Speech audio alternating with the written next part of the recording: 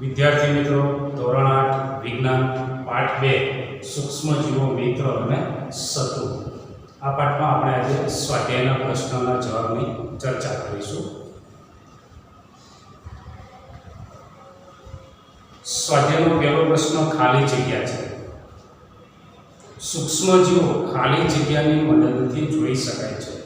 તો સૂક્ષ્મજીવો જોવા માટે સૂક્ષ્મદર્શક યંત્રનો ઉપયોગ કરવો પડે.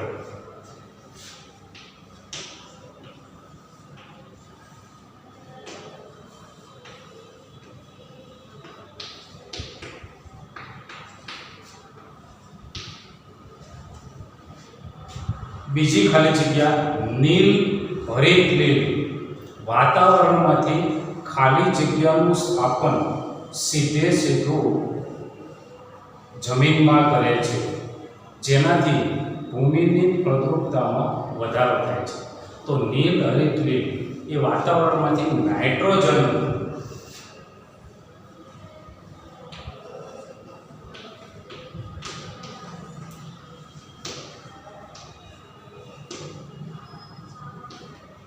જમીનમાં નાઇટ્રોજન સંયોજન સ્વરૂપે સીધે સીધું સ્થાપન કરે છે.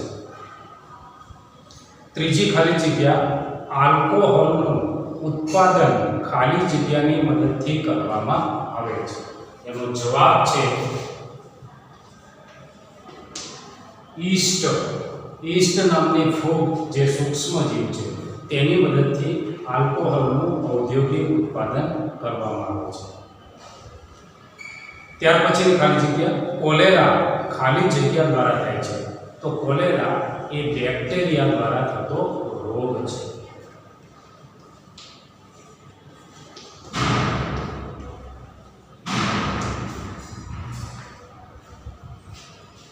પ્રશ્ન 2 વિકલ્પ પસંદ કરવાનો છે.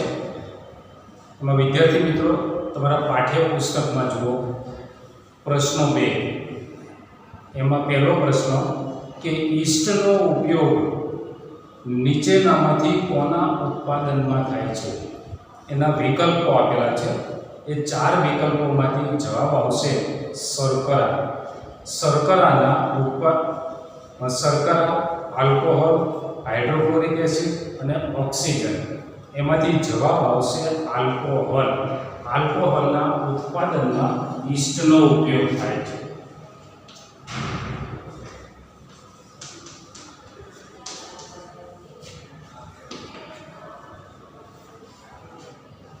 બે નીચેનામાંથી કયું એન્ટીબાયોટિક્સ છે? સોડિયમ બાયકાર્બોનેટ, સ્ટ્રેપ્ટોમાઇસિન, આલ્કોહોલ અને ઈસ્ટ. તો જવાબ આવશે સ્ટ્રેપ્ટોમાઇસિન.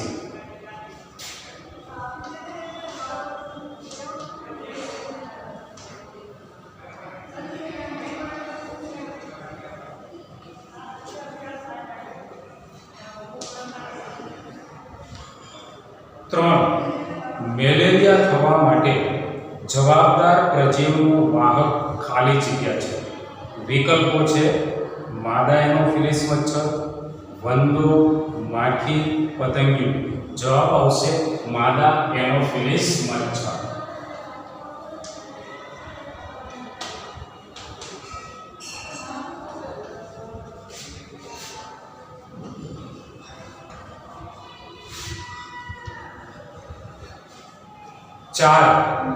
ચેપી રોગોનું મુખ્ય વાહક કોણ છે? વિકલ્પો કીડી, માખી, ડ્રેગન માખી, કરોળીઓ. જવાબ આવશે માખી.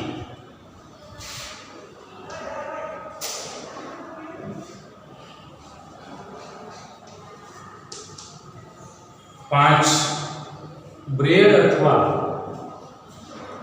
ઇડલીની કણક ફૂલવાનું કારણ?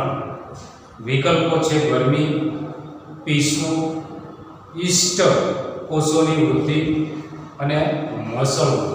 જવાબ આવશે ઈસ્ટ કોષોની વૃદ્ધિ.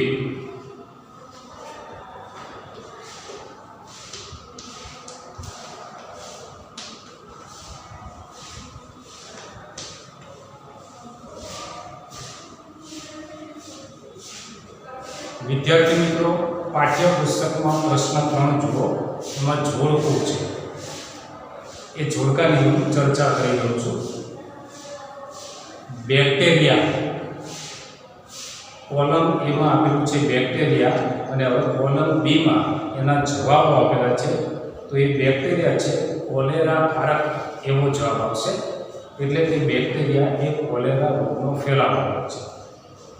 બીજું છે રાઇઝોબિયમ, કોલમ એમાં. કોલમ બીમાં એનો જવાબ આવશે નાઇટ્રોજન સ્થાપન. રાઇઝોબિયમ બેક્ટેરિયા નાઇટ્રોજનનું સ્થાપન કરે છે. કોલમ એમાં લેક્ટોબેસિલસ છે. કોલમ બીમાં જવાબ આવશે દહીં જમાવવાની ક્રિયા, દહીં જમાવવું. કોલમ એમાં યીસ્ટ. કોલમ બીમાં જવાબ આવશે બ્રેડનું બેકિંગ. કોલમ એમાં પ્રજીવ.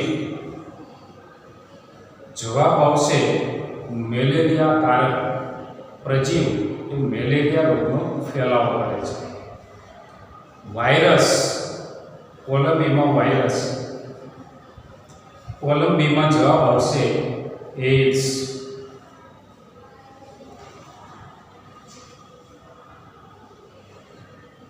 પ્રશ્ન 4, શું સૂક્ષ્મ જીવોને નરી આંખે જોઈ શકાય છે?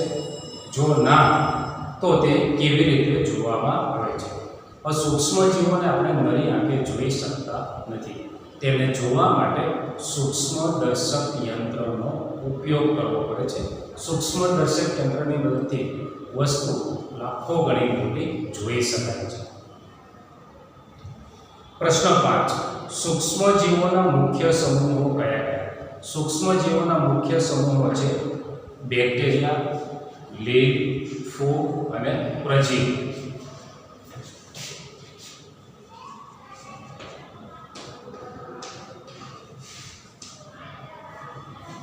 બેક્ટેરિયા,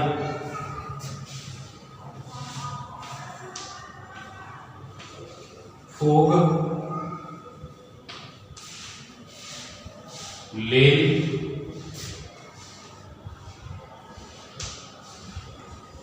અને પ્રજીવ. આ સૂક્ષ્મ જીવોના 4 જૂથ છે, 4 સમૂહ છે. પ્રશ્ન 6, વાતાવરણીય નાઇટ્રોજન, એટલે વાતાવરણમાં જે નાઇટ્રોજન છે એ નાઇટ્રોજનનું ભૂમિમાં સ્થાપન કરતા સૂક્ષ્મ જીવોના નામ જણાવવાના છે.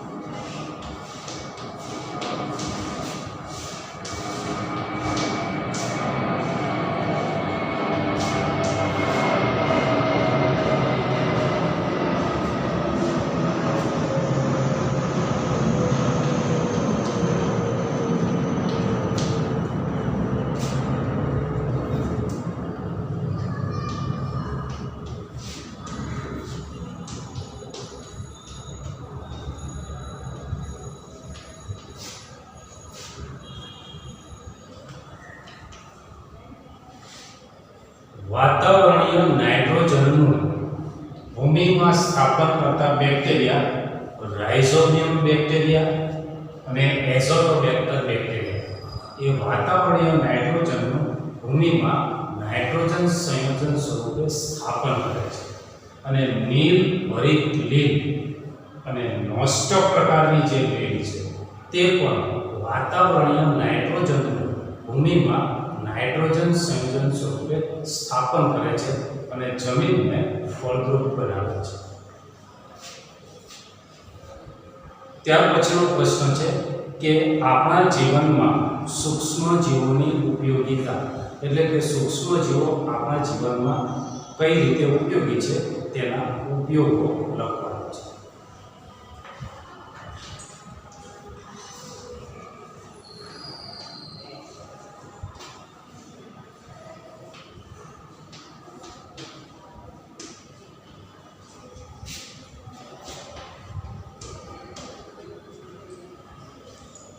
આપણે લેક્ચરમાં આગળ સૂક્ષ્મજીવોના ઉપયોગની ચર્ચા કરેલી છે, છતાં ફરી વખત આપણે ચર્ચા કરી અને બોર્ડ ઉપર લખીએ છીએ. સૂક્ષ્મજીવોના ઉપયોગો દૂધમાંથી દહીં બનાવવા માટે લેક્ટોબેસિલસ નામના બેક્ટેરિયા,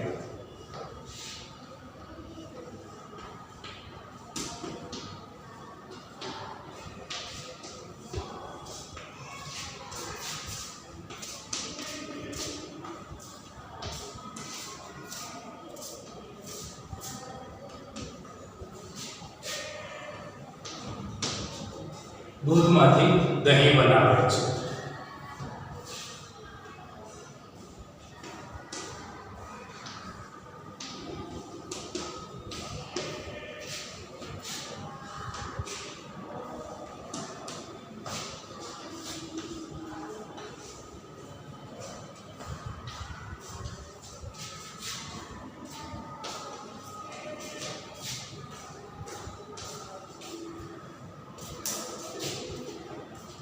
બ્રેડ, બિસ્કિટ, કેક, પાઉં, પોચી અને ફૂલેલી બનાવવા માટે યીસ્ટનો ઉપયોગ થાય છે.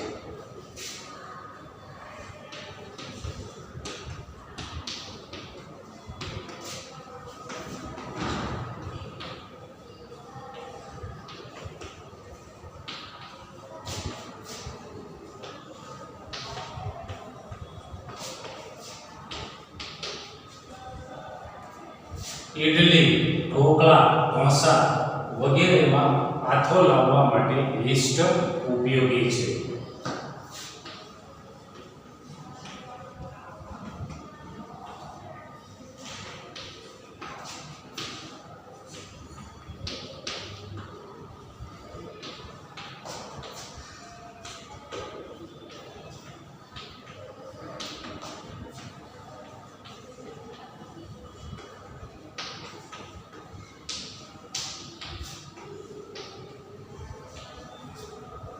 ગાય, ભેંસ, બકરી, ઘેટા જે તૃણાહારી પ્રાણીઓ છે, એ પ્રાણીઓના આંતરડામાં સેલ્યુલોઝના પાચન માટે તો ગાય, ભેંસ, બકરી, હરણ, ઘેટા, સસલા જેવા પ્રાણીઓ એનો મુખ્ય ખોરાક વનસ્પતિ છે અને વનસ્પતિમાં સેલ્યુલોઝ રહેલો છે. આ સેલ્યુલોઝનું પાચન કરવા માટે તેના આંતરડામાં ખાસ પ્રકારના બેક્ટેરિયા છે અને બેક્ટેરિયા એ સેલ્યુલોઝના પાચનમાં મદદરૂપ થાય છે અને તૃણાહારી પ્રાણીઓના આંતરડામાં જ સેલ્યુલોઝના પાચન માટે બેક્ટેરિયા હોય છે. એ સિવાય બીજા પ્રાણીઓના આંતરડામાં એ સેલ્યુલોઝના પાચન માટે બેક્ટેરિયા હોતા નથી.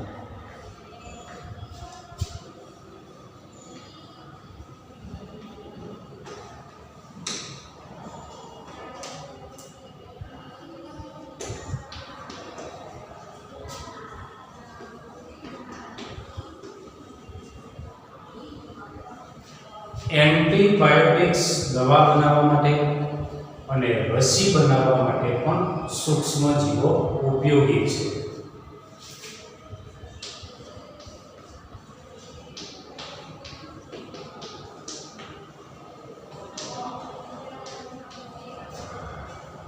સાઇટ્રિક એસિડ, જેને આપણે લીંબુના ફૂલ કહીએ છીએ, એ સાઇટ્રિક એસિડના ઔદ્યોગિક ઉત્પાદન માટે પણ સૂક્ષ્મજીવો ઉપયોગી છે.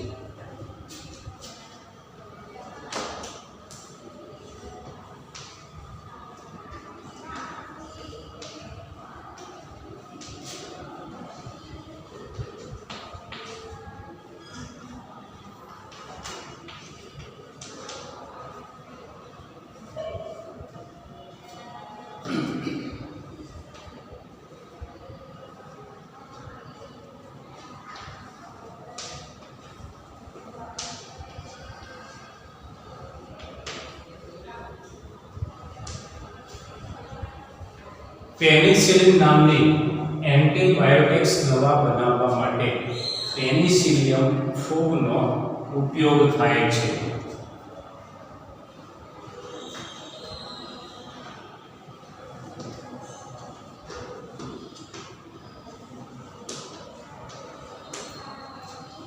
ચામડું પકવવા માટે બેક્ટેરિયા સૂક્ષ્મજીવો ઉપયોગી છે.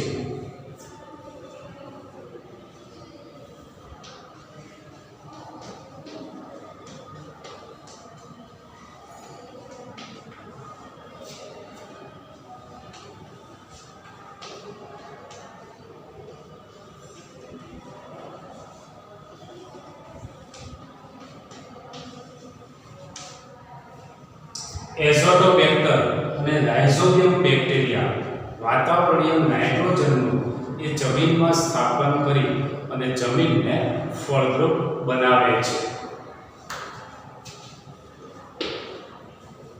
કેટલાક બેક્ટેરિયા ગટરના કચરાનું એ વિઘટન કરી અને તેનું બિન હાનિકારક પદાર્થમાં રૂપાંતર કરે છે અને પર્યાવરણને શુદ્ધ રાખવાનું કાર્ય કરે છે.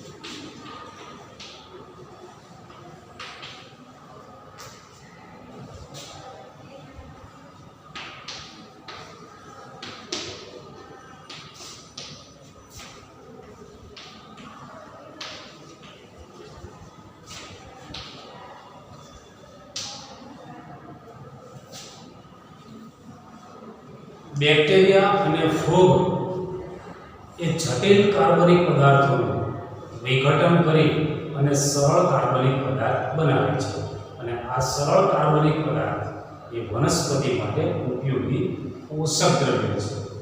પ્રજીવો પણ એ કાર્બનિક કચરો અને ગટરના કચરાનું એ વિઘટન કરી અને ગંદકી દૂર કરવાનું કાર્ય કરે છે, એટલે કે તે પર્યાવરણને શુદ્ધ રાખે છે. આ ઉપરાંત સૂક્ષ્મજીવોના ઘણા બધા ઉપયોગો છે. દાખલા તરીકે કેટલાક બેક્ટેરિયા કે જે પેટ્રોલનું વિઘટન કરે છે, તો તેલના જે ટેન્કરો એ તેલના ટેન્કરોમાંથી તેલને સાફ કરવા માટે પણ કેટલાક બેક્ટેરિયા ઉપયોગી છે. આ પ્રકારના બેક્ટેરિયા એ તેલનું એ વિઘટન કરે છે.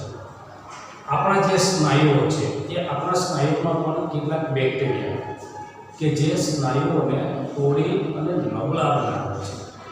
જો બેક્ટેરિયા એ આ સ્નાયુઓને તોડી નબળા ન કરે તો આપણા શરીરના જે સ્નાયુઓ છે એ કડક રહે છે, પણ એ બેક્ટેરિયા એ સ્નાયુને તોડી એ નબળા બનાવે છે, તેથી એ સ્નાયુઓ ઓછા રહે છે અને જેના કારણે આપણે વિવિધ પ્રકારની ક્રિયાઓ, હલનચલન, હાથનું હલનચલન, પગનું હલનચલન, એ ઘણી બધી ક્રિયાઓ એ સ્નાયુઓને કારણે આપણે કરી શકીએ છીએ.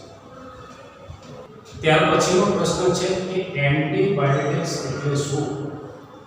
આ એન્ટીબાયોટિક્સ લેતી વખતે કઈ બાબત ધ્યાનમાં રાખવી જોઈએ? તો એન્ટીબાયોટિક્સ એટલે બેક્ટેરિયા અને ફૂગ એ સૂક્ષ્મજીવો છે. તો બેક્ટેરિયા અને ફૂગમાંથી તૈયાર કરેલ ઔષધ, બેક્ટેરિયા અને ફૂગમાંથી તૈયાર કરેલ ઔષધ કે જે રોગકારક સૂક્ષ્મજીવો હોય એ તેની વૃદ્ધિ અટકાવે અથવા તો તેનો નાશ કરે, તો તેવા ઔષધો એ એન્ટીબાયોટિક્સ કહેવાય છે.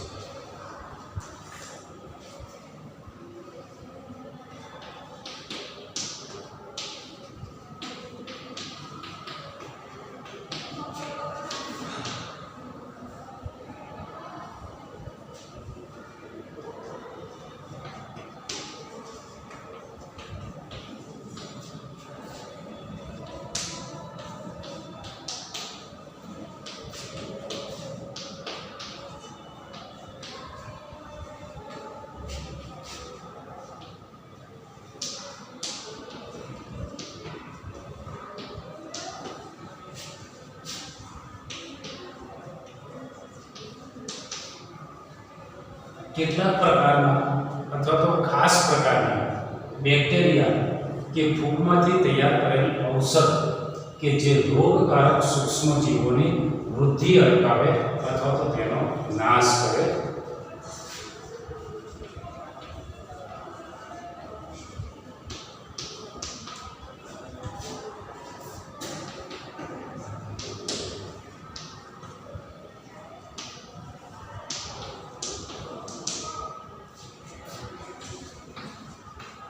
તેવા ઔષધો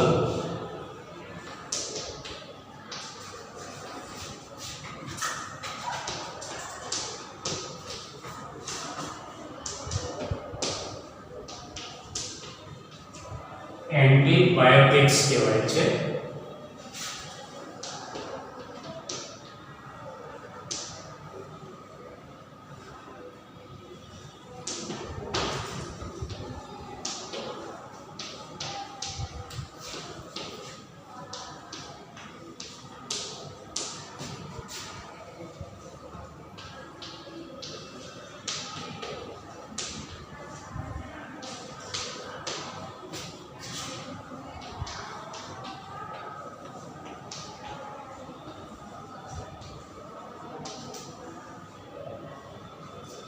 ટેટ્રાસાઇક્લિન, પેનિસિલિન, એરિથ્રોમાઇસિન અને સ્ટ્રેપ્ટોમાઇસિન આ એન્ટીબાયોટિક્સ છે જે રોગકારક સૂક્ષ્મજીવોની વૃદ્ધિ અટકાવે છે અથવા તો તેનો નાશ કરે છે.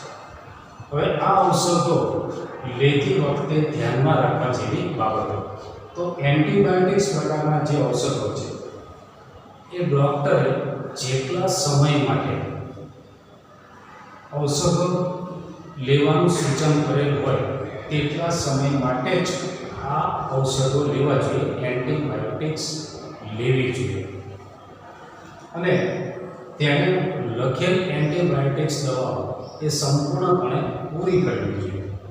હવે જો આ એન્ટીબાયોટિક્સ એ અયોગ્ય માત્રામાં લેવામાં આવે, એટલે કે ડૉક્ટરે જેટલા સમય માટે લેવાની સૂચન કર્યું હોય તેના કરતાં જો વધુ સમય માટે લેવામાં આવે તો તે આપણા શરીરમાં રહેલા ઉપયોગી બેક્ટેરિયા છે તેનો નાશ કરે છે.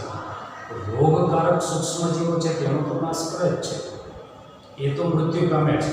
પણ જો વધારે પ્રમાણમાં લેવામાં આવે, વધુ સમય માટે લેવામાં આવે તો શરીરમાં રહેલા ઉપયોગી બેક્ટેરિયા એ નાશ પામે છે. અને બીજું કે ભવિષ્યમાં જો આ પ્રકારની એન્ટીબાયોટિક લેવામાં આવે તો તેની અસર એ થતી નથી અથવા તો ઓછી અસર થાય છે. એટલે ડૉક્ટરની સલાહ સૂચન મુજબ એ એન્ટીબાયોટિક્સ લેવા જોઈએ. વધુ સમય અથવા તો વધુ પ્રમાણમાં એ એન્ટીબાયોટિક્સ લેવા જોઈએ. સૂક્ષ્મજીવોથી થતું નુકસાન, આ સ્વાધ્યાયનો જ એક પ્રશ્ન છે. સૂક્ષ્મજીવો ફાયદાકારક પણ છે અને સૂક્ષ્મજીવો નુકસાનકારક પણ છે. દાખલા તરીકે રોગકારક બેક્ટેરિયા, રોગનો ફેલાવો કરનાર બેક્ટેરિયા, એના કારણે કોલેરા, ટાઇફોઇડ જેવા રોગો થાય છે, ક્ષય, ન્યુમોનિયા.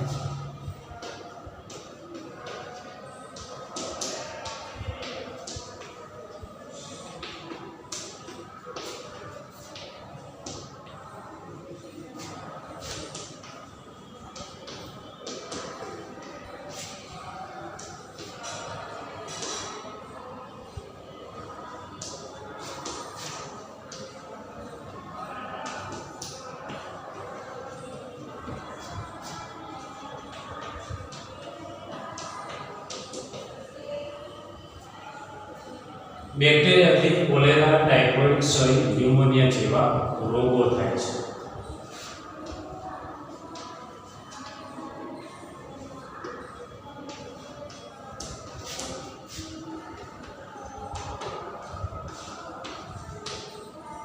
પ્રજીવથી મરડો અને મેલેરિયા જેવા રોગો થાય છે.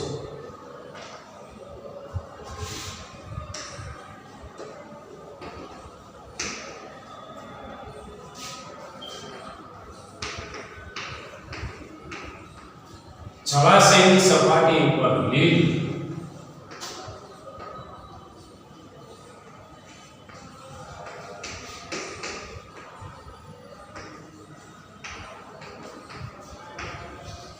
ખૂબ જ ઝડપથી ફેલાય છે અને જેના કારણે એ પાણી એ દુર્ગંધવાળું બને છે અને એ પાણી પીવા લાયક રહેતું નથી.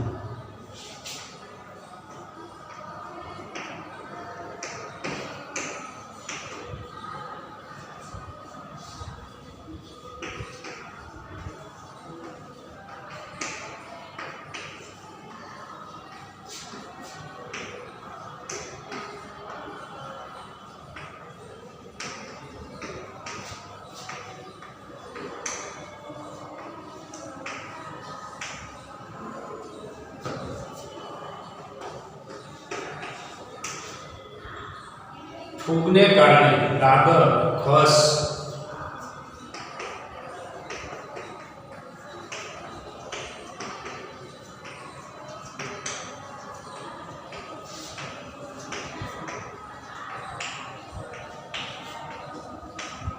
ફૂગને કારણે ડાઘર, ખસ, ખરજવું જેવા ચામડીના રોગો થાય છે અને આ રોગો એ વઠીલા રોગો છે. એટલે કે આ રોગ થયા પછી તે રોગને દૂર કરવા માટે એટલે કે મટાડવા માટે ઘણો સમય લાગે છે. આ રોગ એ તરત જ મટતા નથી, એટલે એનો ઉપચાર એ લાંબા સમય સુધી કરવો પડે છે. એટલે એના માટેની સાવચેતી કે શરીર પર ભેજ ન ચડે, ભેજ ન રહે તેનું ખાસ ધ્યાન રાખવું, જેથી ફૂગને કારણે થતા રોગોથી બચી શકાય છે.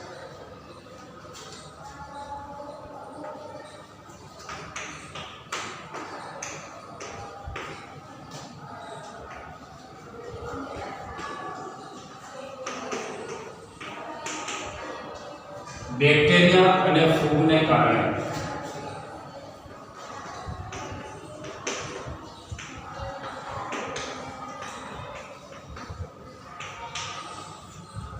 ખોરાક, ફળો અને શાકભાજી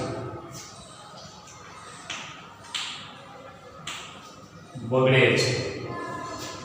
આ ઉપરાંત ફૂગ લાકડું, ચામડું, કપડાં એના ઉપર ફૂગ લાગવાથી તે બગડે છે અને નકામા થાય છે. વિદ્યાર્થી મિત્રો, આ પાઠના સ્વાધ્યાયના પ્રશ્નના જવાબની આપણે ચર્ચા કરી. તમારે વિજ્ઞાનની નોટમાં આ પાઠના સ્વાધ્યાયના પ્રશ્નના જવાબ એ સારા અક્ષરે લખવાનો છે અને આ સાથે આ પાઠ અહીંયા પૂર્ણ થાય છે.